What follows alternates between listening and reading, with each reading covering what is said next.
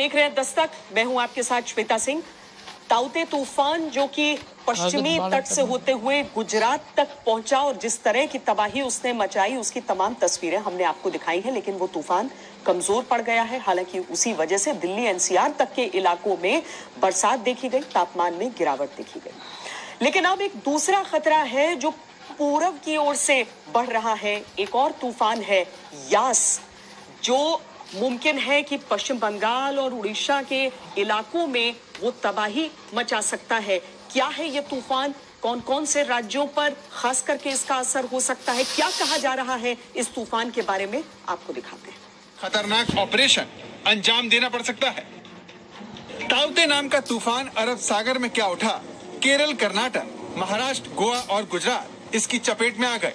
Rajasthan, Delhi NCR, पश्चिमी UP, Uttarakhand और मध्य प्रदेश में ताउते की वजह से बारिश होने लगी। मई महीने में लोगों को गर्मी की जगह ठंड लगने लगी। लेकिन कोरोना संकट के बीच अब भारत को पश्चिम के बाद अपने पूर्वी हिस्से में भी एक नए तूफान से निपटना पड़ सकता है। इसे लेकर औपचारिक चेतावनी जारी कर दी गई है। ये नया तूफान बंगाल की खाड़ी में बन रहा है। इस नए तूफान से ओडिशा और पश्चिम बंगाल प्रभावित होंगे। ये तूफान इन राज्यों से होता हुआ बिहार, झारखंड तक जाएगा। लेकिन सवाल यह है कि इस नए तूफान का नाम क्या है और ये कितना ताकतवर है। क्योंकि ताउते भले ही गुजरात से गुजर गया हो, ये राज्य इसके दिए जख्मों से पट गया है। ये देखिए, ताउते की वजह से मंगलवार को राजस्थान के 15 जिलों में जोरदार बारिश होने लगी, जिसमें जयपुर, भीलवाड़ा, चित्तौड़गढ़, बूंदी और सवाई माधोपुर शामिल है। बुधवार को बारिश प्रभावित जिलों की संख्या 15 से 20 हो गई। इस बार नए तूफान का खतरा ओडिशा और पश्चिम बंगाल पर है। 22 मई से पूर्व मध्य बंगाल की खाड़ी में कम दबाव का क्षेत्र बनने लगेगा, जिसके बाद ये चक्रवाती तूफान का रूप ले लेगा।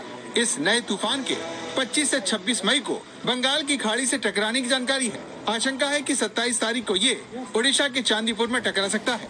इस नए तूफान का नाम यास है, जिसका नामकरण ओमान ने किया है।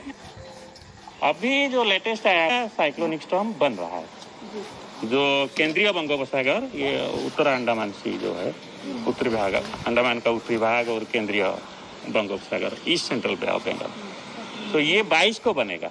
तो 22 को शुरू हो जाएगा लो प्रेशर, 23 को डिप्रेशन और 24 या 25 को साइक्लोन की टर्म बन जाएगा और इनका नाम है यास। इस तरह पश्चिम में तूफान के खतरे से निपटने के बाद अब पूर्व में भी इसी तरह की चुनौती का देश को सामना करना पड़ सकता है, जिसमें